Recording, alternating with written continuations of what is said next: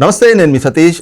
ఆంధ్రప్రదేశ్ ప్రభుత్వం కొత్త ఇసుక విధానాన్ని అయితే కనుక అమల్లోకి తెచ్చింది. ఇక గడిచిన 5 ఏళ్ళు కూడా ఆనాటి ప్రభుత్వం తీసుకొచ్చినటువంటి ఇసుక పాలసీ తోటి పూర్తిగా భవన నిర్మాణ రంగం అంతా కూడా కుదేలైపోయినటువంటి పరిస్థితి. మరి ఇప్పుడు తీసుకొచ్చినటువంటి కొత్త ఇసుక విధానంతో ఎలాంటి పరిస్థితులు ఉండబోతా ఉన్నాయి? మరి ఈ రోజున ఇసుక విధానం అమల్లోకి వచ్చి 24 గంటలు గడవక ముందే వైసీపీ కూడా దానిపైన విమర్శలు చేయడం, అలాగే వాళ్ళ సోషల్ మీడియాలో ట్రోలింగ్ చేయడం కూడా ప్రారంభించినటువంటి పరిస్థితులు అయితే ఆంధ్రప్రదేశ్లో కనిపిస్తున్నాయి. మరి ఏదైతే కూటమి ప్రభుత్వం తీసుకొచ్చినటువంటి ఇసుక పాలసీ ఏం చెప్తా ఉంది, అలాగే దానిపైన వైసీపీ చేస్తున్నటువంటి ఈ విమర్శల్ని ఎలా చూడాలి అనేటువంటి అంశాలు మనతో చర్చించేందుకు సీనియర్ జర్నలిస్ట్ సత్యమూర్తి గారు ఉన్నారు. సార్ నమస్తే. నమస్కారం అండి. సార్, గడిచిన 5 ఏళ్ళు జగన్మోహన్ రెడ్డి ప్రభుత్వంలో ఆనాడు ఇసుక పాలసీని చూసాము. అదొక ప్రైవేట్ సంస్థకు కట్టబెట్టి ఏ విధంగా ఇసుకను బంగారంలాగా తయారు చేశారు అని. ఈ రోజున ఇసుక ఉచితం అంటూ కూటమి ప్రభుత్వం తీసుకొచ్చినటువంటి ఇసుక పాలసీలో అసలు ఏముంది, దానిపైన ఈ రోజున కేవలం ఏదైతే పెడుతున్నటువంటి ట్రాన్స్పోర్ట్ ఛార్జీలని కూడా అదేదో ప్రభుత్వం ప్రజల మీద భారం మోపేస్తోంది, దోచేస్తోంది అంటూ వైసీపీ సోషల్ మీడియాలో జరుగుతున్నటువంటి ట్రోలింగ్స్ పైన మీ అబ్జర్వేషన్స్ ఏంటి? ఇది వైఎస్ఆర్ కాంగ్రెస్ పార్టీ ఏంటంటే అది అసత్యాలు ప్రచారం చేసే అంశంలో అందులో అందరూ మాస్టర్ డిగ్రీ చేసిన వాళ్ళే ఉన్నారు. అసత్యాలని ఎట్లా ప్రచారం చేయాలి, ఎట్లా ప్రసారం చేయాలి అనే వాటిలో పిహెచ్డి చేసిన వాళ్ళు కూడా ఉన్నారు. వాళ్ళు ఇప్పుడు మొదలుపెట్టారు. అసలు ఈ ఇసుక పాలసీ ఏంటి, జీవో ఏం చెబుతున్నది అనే విషయాలతోటి సంబంధం లేకుండా మొత్తం విచ్చలవిడిగా మీరు 2014 నుంచి 2019 మధ్యలో అప్పుడు కూడా ఇదే విధంగా చేశారు. ఎట్లా ఈ ఇసుక పాలసీ, ఇసుక అసలు చంద్రబాబు నాయుడికి సంబంధించిన తెలుగుదేశం పార్టీ నాయకులు వీళ్ళందరూ కూడా ఇసుక దోచేస్తున్నారు అని చెప్పి విపరీతమైన ప్రచారం చేశారు. ఈ ఇసుకని దోపిడీ చేయటం, లేకపోతే ఇసుకని అంటే వేరే మార్గాల ద్వారా మళ్లించటం, ఇటువంటివన్నీ జరుగుతున్నాయని ప్రజల్ని నమ్మించారు.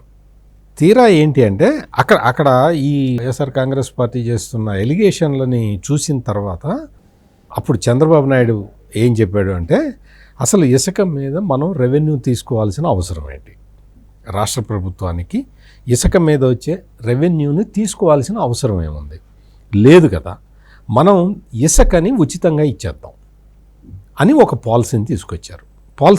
దానివల్ల ఏంటి ప్రయోజనం ఏంటి, రాష్ట్ర ప్రభుత్వానికి ప్రయోజనం ఏంటి, ఇసుకని ఉచితంగా ఇవ్వటం వల్ల ప్రయోజనం ఏంటి అంటే కన్స్ట్రక్షన్ యాక్టివిటీ బాగా జరుగుతుంది. కన్స్ట్రక్షన్ యాక్టివిటీ జరిగితే కొన్ని లక్షల మందికి ఉపాధి కలుగుతుంది. మొత్తం మనం జగన్మోహన్ రెడ్డి పాలనలో మనం చూసాం, 5 సంవత్సరాల పాటు మొత్తం రాష్ట్రంలో కన్స్ట్రక్షన్ యాక్టివిటీ మొత్తం ఆగిపోయింది, స్టాండ్ స్టిల్కి వచ్చింది. దాంతో విపరీతంగా అంటే కోట్లాది మంది ప్రజలు అంటే దాని మీద ఆధారపడి ఉన్న వాళ్ళందరూ నిరుద్యోగులుగా మారిపోయారు.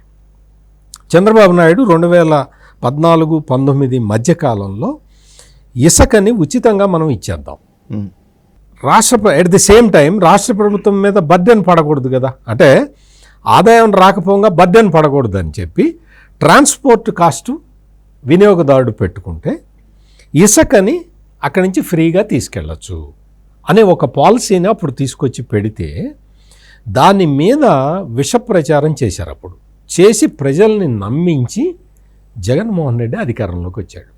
2019లో అధికారంలోకి వచ్చిన వెంటనే ఈ జగన్మోహన్ రెడ్డి చంద్రబాబు నాయుడు అధికారంలోకి రాగానే దేని మీద పెట్టాడు, మెగా డిఎస్సి మీద సంతకం పెట్టడం, అన్నా క్యాంటీన్ల మీద సంతకం పెట్టడం, ల్యాండ్ టైటిలింగ్ యాక్ట్ దాన్ని రద్దు చేయటం, వీటి మీద కదా చంద్రబాబు సంతకాలు పెట్టింది. జగన్మోహన్ రెడ్డి వేటి మీద పెట్టాడో తెలుసా, శాండ్ పాలసీ మీద, లిక్కర్ పాలసీ మీద సంతకాలు పెట్టాడు. ఈ శాండ్ పాలసీ, లిక్కర్ పాలసీ అనేది అతనికి తెలుసు. అతను జగన్మోహన్ రెడ్డి రాజకీయ నాయకుడు కాదు, బిజినెస్ మ్యాన్ కదా. అందుకని ఇసుకని ఎట్లా దోచుకోవాలి అని ఒక మాస్టరీ చేసుకున్నాడు. అందుకని ఇసుకని ఏం చేశాడు అంటే మొత్తం అంతా కంట్రోల్ చేశాడు. ఇసుక పాలసీ మారుస్తున్నాం అని చెప్పి మొత్తం పాలసీని కంట్రోల్ చేసేసాడు. కంట్రోల్ చేసి అక్కడ స్టాక్ పాయింట్ల దగ్గర ఇసుక మొత్తం గుట్టలుగా వేసుకొని వాటన్నిటినీ మొత్తం ఏం చేశాడు అంటే జేపీ వెంచర్స్ అనే సంస్థకి ఇచ్చుకున్నాడు. JP ventures is nothing but benami of Jaganmohan Reddy companies. ఈ కంపెనీలకి జగన్మోహన్ రెడ్డి కంపెనీలకి సంబంధించిన వాళ్ళే జేపీ వెంచర్స్ నడిపారు. ఈ జేపీ వెంచర్స్ కంపెనీకి అప్పుడు తెలుగుదేశం పార్టీ అబ్జెక్షన్ చెప్పింది. మీరు జేపీ వెంచర్స్ అనే కంపెనీకి ఎట్లా ఇస్తారు అంటే, ఒక ప్రైవేట్ కంపెనీకి అసలు మామూలుగా మాట్లాడుకోవాలంటే సతీష్ గారు, చాలా చాలా సంవత్సరాల కిందట ఈ ఇసుక ఆదాయం అంతా కూడా గ్రామ పంచాయతీలకు వెళ్ళేది. గ్రామ పంచాయతీలు ఆ ఇసుకని, అంటే అది వ్యాపారంలాగా ఉండేది కాదు, వాటిని ఆ ఇసుక మీద వచ్చే సెస్ని, ఆ సెస్ గ్రామ పంచాయతీలు వాటి అభివృద్ధి కోసం వాడుకునేవి. అది వదిలేసి, ఇటువంటి పాలసీలన్నీ వదిలేసి, ఇప్పుడు మొత్తం జేపీ వెంచర్స్ అనే ఒక ప్రైవేట్ కంపెనీని పెట్టి ఆ ఇసుకని తోడేసి నదీ గర్భంలో అక్కడ కూడా ప్రొక్లైనర్లు పెట్టి తోడేస్తే మొత్తం ఆ గ్రీన్ ట్రిబ్యునల్ వాళ్ళు తిట్టారు. ఇదేం పని అయ్యా, నదీ గర్భంలో తవ్వటం ఏంటి? నదీ గర్భంలో తవ్వితే నది ఎండిపోతుందండి. అసలు నది కోర్సు మారే విధానాలు చేస్తే నది ఉండదు. అటువంటి పరిస్థితులు సృష్టించమాకండి అని చెప్పి రాష్ట్ర ప్రభుత్వం మీద భారీ ఎత్తున జరిమానాలు వేసింది గ్రీన్ ట్రిబ్యునల్. అయినా సరే ఎక్కడ ఆపలేదు, మొత్తం తవ్వుకున్నారు, అమ్ముకున్నారు, తవ్వుకున్నారు. ఇంకొక విషయం చెప్పమంటారా, మొత్తం ఈ ఇసుక రీచ్ల నుంచి మొత్తం 500 నోట్లు క్యాష్ ఇస్తే తప్ప తీసుకునేవాళ్ళు కాదు. ఈరోజు కొత్తగా వచ్చిన ఈ కూటమి ప్రభుత్వం జీవో నెంబర్ 43 ఇచ్చింది. ఈ జీవో నెంబర్ 43 అనేది చాలా చాలా పెద్ద ఆర్డర్. అసలు మనం ఇసుకని ఎందుకు ఉచితంగా ఇవ్వాలి? దీనివల్ల రాష్ట్ర ప్రభుత్వానికి ఏ విధంగా ఇది రాష్ట్ర ప్రభుత్వానికి ఉపయోగపడుతుంది ఫ్రీగా ఇవ్వటం వల్ల? మీకు ఇంకో విషయం గుర్తు చేయాలి, ఇసుకని ఫ్రీగా ఇచ్చాడు చంద్రబాబు నాయుడు, రాష్ట్ర ప్రభుత్వానికి నష్టం వచ్చిందని చెప్పి చంద్రబాబు నాయుడు మీద కేసు పెట్టాడు జగన్మోహన్ రెడ్డి. అంటే ఇసుకని ఉచితంగా ఇచ్చినందుకు కేసు పెట్టాడు. ఎందుకు? తనలాగా దోచుకోవట్లేదని. తనలాగా జేపీ వెంచర్స్ అనే కంపెనీకి ఇచ్చేసి అది దోచుకొని క్యాష్ మాత్రమే అలో చేస్తాడు జగన్మోహన్ రెడ్డి. మొత్తం ఆన్లైన్ పేమెంట్ లేదు, ఆన్లైన్ పేమెంట్ లేదు, క్యాష్ మాత్రమే అలో చేస్తాడు. ఆ క్యాష్ మొత్తం ఎక్కడికి వెళ్ళిందో మనం కంటైనర్లో ఎక్కడికి వెళ్ళిందో చూసాం మనం. ఇప్పుడు ఈ జీవో నెంబర్ 43లో క్లియర్ కట్గా ఉన్నది, ఇందులో ఓన్లీ డిజిటల్ పేమెంట్స్, క్యాష్ ఇచ్చినా యాక్సెప్ట్ చేయరు. ఇదంతా కూడా ఏంటి అంటే మొత్తం ట్రాన్స్పోర్ట్ కాస్ట్ మాత్రం పెట్టుకోవాలి. ఇప్పుడు ఇసుక స్టాక్ పాయింట్కి దగ్గరలో ఉంటే తక్కువ రేటు పడుతుంది, లేదు దూరంగా ఉంటే ట్రాన్స్పోర్ట్ కాస్ట్ ఉంటుంది కదా, మరి దానికి డీజిలు, దానికి సంబంధించిన వాహనం అవన్నీ ఉంటాయి కదా, సో ఆ ఛార్జీలు పడతాయి.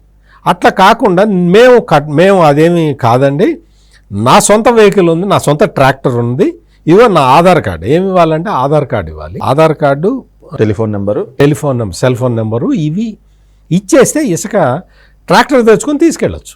నీకు ట్రాక్టర్ ఉందనుకో, నువ్వు ఎవరికి పైసా కట్టక్కర్లా, నువ్వు వేసే order of priority first come first served ఇస్తారు. ఆ ఫస్ట్ కమ్ ఫస్ట్ సర్వ్డ్లో నీకు ఎప్పుడు వస్తే అప్పుడు వెళ్ళటం, నీ ట్రాక్టర్ ఉంటే అది ఫిల్ చేయించుకొని తెచ్చుకోవచ్చు. అంటే ఇంత క్లియర్గా జీవో ఎంఎస్ నెంబర్ 43 ఇందులో ఇంత క్లియర్ కట్గా రాష్ట్ర ప్రభుత్వం చెప్పింది, ఓన్లీ డిజిటల్ పేమెంట్సే, ఇంకా వేరేవి యాక్సెప్ట్ చేయము. ఇంకొకటి ఏంటి అంటే మొత్తం డిస్ట్రిక్ట్ లెవెల్ శాండ్ కమిటీస్ వేస్తారు ఈ జీవో ప్రకారం. ఈ శాండ్ కమిటీస్లో వైసీపీ లీడర్లు ఉండరు, తెలుగుదేశం లీడర్లు ఉండరు. ఇందులో జిల్లా కలెక్టర్ ఉంటాడు, district collector, superintendent of police, joint collector, sub collector, district enforcement officer, ఎస్సీబీకి డిస్ట్రిక్ట్ ఎన్ఫోర్స్మెంట్ ఆఫీసర్ ఉంటాడు, district mines and geology officer concerned, district Panchayati Raj officer, regional transport officer, deputy director ground water department, irrigation executive engineer, rural water supply executive engineer, environmental engineer, pollution control బోర్డులో environmental engineers ఉంటారు.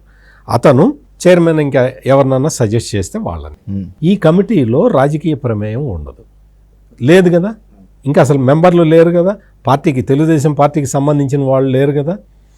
మరి నీకు ఇది ఇస్తూ ఉంటే, ఇసుక ఉచితంగా ఇస్తూ ఉంటే ఈ జగన్మోహన్ రెడ్డి మొదలు పెట్టేశాడు, మరి అప్పుడే మొదలు పెట్టేశాడు. ఇంకా జీవో కంప్లీట్గా ఇది కాలేదు, డిస్ట్రిక్ట్ లెవెల్ కమిటీసు ఇవన్నీ ఫామ్ కావాలి. ఇవన్నీ ఫామ్ అవుతాయి, ఖచ్చితంగా అవుతాయి. జగన్మోహన్ రెడ్డి అడ్డుపడ్డంత మాత్రాన ఆగవు కదా. శాండ్ ఫ్రీగా ఇస్తున్నారు అంటే జగన్మోహన్ రెడ్డి కళ్ళల్లో నిప్పులు పోసుకుంటున్నాడు. ఇప్పుడు కన్స్ట్రక్షన్ యాక్టివిటీ పెరిగిపోతుంది. కన్స్ట్రక్షన్ యాక్టివిటీ పెరిగిపోయినప్పుడు ఏం జరుగుతుంది అంటే లక్షలాది మందికి ఉపాధి కలుగుతుంది. ఓన్లీ చాలామంది అనుకుంటారు కన్స్ట్రక్షన్ యాక్టివిటీ అంటే ఓన్లీ ఈ తాపీ మేస్త్రీలకి కూలీలకే కాదు కదా. అదంతా అయిపోయిన తర్వాత అందులో పనిచేసేవాళ్ళు కార్పెంటర్లు, ఎలక్ట్రీషియన్లు, మొత్తం వీళ్ళందరూ ఉంటారు కదా, వాళ్ళందరికీ కూడా ఉపాధి దీని మీద.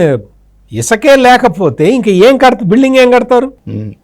అందువల్ల ఈ కన్స్ట్రక్షన్ యాక్టివిటీ విపరీతంగా పెరిగిపోబోతున్నది రాష్ట్రంలో. మొత్తం ఎక్కడ మనం చూసాం కదా సతీష్ గారు, 5 సంవత్సరాల పాటు అంతకుముందు 2019లో ఆగిపోయిన భవనాలు 2024 వరకు అట్లాగే ఉన్నాయి. మీరు కావాలంటే రండి, నేను చూపిస్తాను, మంగళగిరిలోనే చూపిస్తాను. రోడ్డు మీద నేషనల్ హైవే పక్కన సగం కట్టిన బిల్డింగ్లు ఎన్ని ఉన్నాయో లెక్క పెడితే కళ్ళమ్మడి నీళ్ళు వస్తాయి. అంటే అదంతా కూడా వేస్టే కదా. అంటే ఎవరికి వేస్టు? గవర్నమెంట్గా, ప్రైవేట్ పార్టీస్కా అని కాదు. అది అక్కడ కన్స్ట్రక్ట్ అయ్యి అందులో కమర్షియల్ యాక్టివిటీ స్టార్ట్ అయితే గవర్నమెంట్కి ఉపయోగం, ఆ ప్రైవేట్ పార్టీస్కి కూడా ఉపయోగం. దానివల్ల ఎంప్లాయ్మెంట్ వస్తుంది కదా. ఒక 5గురికో 6గురికో 10 మందికో 20 మందికో. అటువంటివి ఏవి లేకుండా ఇసుకని అడ్డగోలుగా దోచుకున్న జగన్మోహన్ రెడ్డి గవర్నమెంట్ ఇప్పుడు కొత్త పాలసీని తీసుకురాగానే విషం చిమ్మటం మొదలు పెడుతున్నాడు. అసలు మామూలుగా మీరు సోషల్ మీడియాలో మీరు ఎక్కడైనా చూడండి, ఎక్కడ చూసినా కానీ కూర్చొని కొత్త పాలసీ ఇసుక. మా జగన్మోహన్ రెడ్డి పీరియడ్లోట 375 రూపాయలకి ఇచ్చారట. మీకు ఎక్కడన్నా తెలుసా సతీష్ గారు? ఈ రోజున అదే 20 టన్నులు 11,000కి 12,000కి కూటమి ప్రభుత్వం ఇస్తుంటే ఆనాడు 80,000 వరకు కూడా లారీ పలికినటువంటి రోజులు ఉన్నాయి. 80,000 కూడా నువ్వు క్యాష్ ఇవ్వాలి, క్యాషే ఇవ్వాలి.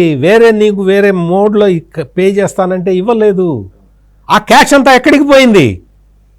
జగన్మోహన్ రెడ్డి జేబులోకి పోయింది.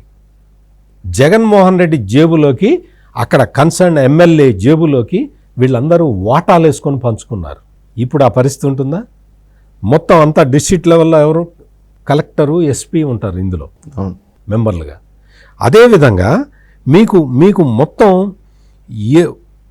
దాదాపు 9 పేజీల జీవో అండి. అసలు ఈ జీవోలో చదివితే ఇంత స్ట్రిక్ట్ గైడ్లైన్స్ పెట్టారేంటి అనిపిస్తుంది మనకే. కానీ మొత్తం ఏంటంటే గత అనుభవాల్ని కూడా దృష్టిలో పెట్టుకొని ఇదంతా కూడా ఒక సిస్టమేటిక్గా పనిచేసే ప్రభుత్వం వస్తే దీన్ని ఓర్చుకోలేక జగన్మోహన్ రెడ్డి 375కి ఇస్తే ఇప్పుడు 1,300కి పెరిగింది, 1,300కి పెరిగిన దాన్ని మరి తక్కువకి ఇచ్చినట్టు, ఫ్రీగా ఇచ్చినట్టు ఎట్లా చెప్తారు అని పిచ్చి రాతలు, పిచ్చి కూతలు కూస్తున్నారు. ఇటువంటి నిజంగా కూడా చెప్తున్నా కదా, ఇప్పుడు ఈ ఫ్రీ శాండ్ పాలసీ వచ్చిన తర్వాత మళ్ళీ మనమే కూర్చొని మాట్లాడదాం. ఎంత కమర్షియల్ యాక్టివిటీ పెరుగుతుంది, ఎంత కన్స్ట్రక్షన్ యాక్టివిటీ పెరుగుతుంది, ఏ విధంగా. అసలు ఇంకొక విషయం ఏంటంటే సిమెంట్ కంపెనీలు రాష్ట్రంలో ఎక్కువ ఎవరికి ఉన్నాయి? జగన్మోహన్ రెడ్డికే కదా. ఇసుక ఫ్రీగా ఇస్తూ ఉంటే ఆయన సిమెంట్ అమ్ముకుంటాడు కదా, నీకే కదా ఉపయోగం. అంటే నువ్వు సిమెంట్ మీద లాభం, సిమెంట్ రేట్లు పెంచాడు. అవును, తను ప్రొడ్యూస్ చేసే సిమెంట్ మీద రేట్లు పెంచాడు. తను ఆ భగవంతుడు ఇచ్చిన ఇసుకనే అందకుండా చేశాడు. ఈ విధంగా చేసి డిమాండ్ పెంచుకొని అన్ని రకాలుగా లాభం పొందాడు జగన్మోహన్ రెడ్డి మొత్తం ఈ 5 సంవత్సరాల కాలంలో. ఇప్పుడు ప్రజలు ఊపిరి పీల్చుకుంటున్నారు. ఈ ఫ్రీ శాండ్ పాలసీ అనేది ఇది చాలా ఇప్పుడు ప్రస్తుత సమయంలో రాష్ట్రానికి చాలా అవసరం. ఎంతో సాహసోపేతమైన నిర్ణయం ఇది. ఎందుకంటే ఇంకొక ముఖ్యమంత్రి అయితే భయపడిపోయేవాడు. జగన్మోహన్ రెడ్డి అప్పుడు కేసు పెట్టింది దీని మీదే కదా, ఉచితంగా ఇచ్చావు అందువల్ల రాష్ట్ర ప్రభుత్వానికి నష్టం జరిగింది అని కదా కేసు పెట్టింది. ఇంకో ముఖ్యమంత్రి అయితే మనకు ఎందుకు వచ్చిన గోళ, ఎట్లా ఉంటే పాలసీ అట్లా నడవని అని ఊరుకుంటాడు. కానీ చంద్రబాబు నాయుడు అట్లా కాదు. ప్రజలకి ఏది మేలు కలుగుతుందో, ఏది ఏ నిర్ణయం తీసుకుంటే ప్రజలకి మేలు జరుగుతుందో తెలిసిన వ్యక్తి కాబట్టి మొత్తం పకడ్బందీ గైడ్లైన్లు పెట్టి ఈ జీవోని విడుదల చేశాడు. రైట్, ఇది చూస్తున్నాం కదా. ముఖ్యంగా ఏదైతే రాష్ట్రంలోని ప్రజల అవసరాలను గుర్తించినటువంటి ప్రభుత్వంగా ఈ రోజున కూటమి ప్రభుత్వం ఏదైతే అభివృద్ధి దిశగా రాష్ట్రాన్ని తీసుకెళ్లేందుకు ఇసుక పాలసీ, కొత్త ఇసుక పాలసీని అమల్లోకి తీసుకొస్తే గడిచిన 5 ఏళ్ళు ఇసుకని దోచేసినటువంటి జగన్మోహన్ రెడ్డి దానిపైన కూడా విషపు రాతలు రాస్తూ విషపు ప్రచారాన్ని కూడా చేయడం మాత్రం అత్యంత హేయమైనటువంటి చర్యగా కనిపిస్తూ ఉంది అన్నటువంటి భావాన్ని కూడా సీనియర్ జర్నలిస్ట్ సత్యమూర్తి గారు వ్యక్తం చేస్తూ ఉన్నారు. Thank you. నమస్కారం.